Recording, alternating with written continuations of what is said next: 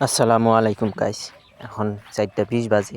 যদিও আজকে আর ঘুম থেকে ওঠার টাইমের ফুটেজটা নিতে পারিনি, তো তো বেশি সময় ছিল না। তার উঠে রেডি হয়ে মসজিদে যাওয়া শুরু করি।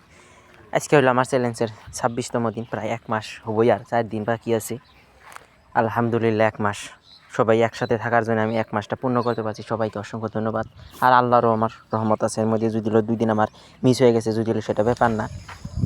30 দিনের মধ্যে 20 দিন 2 দিন মিস হওয়াটা বেশি বড় কথা না। যদিও সবচেয়ে বড় কথা যে আমি যে এতদিন যে একটু দূর যে নিয়ে আবার পাইছি, এই হলো আল্লাহর কাছে সবচেয়ে বড় শুকরিয়া, আলহামদুলিল্লাহ।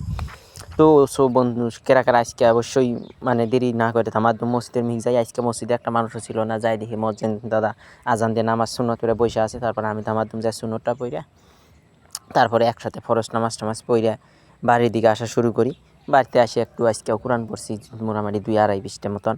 যদি যেহেতু কোরআন না পড়ে আমার উপায় নেই, আমার একজনের কাছ থেকে আমি নিছি ঠিকার মতন, একজন আমাকে পড়তে দিছে, না পড়লে তার চলতেছে না, যার জন্য আমার রেগুলার পড়তে হয়।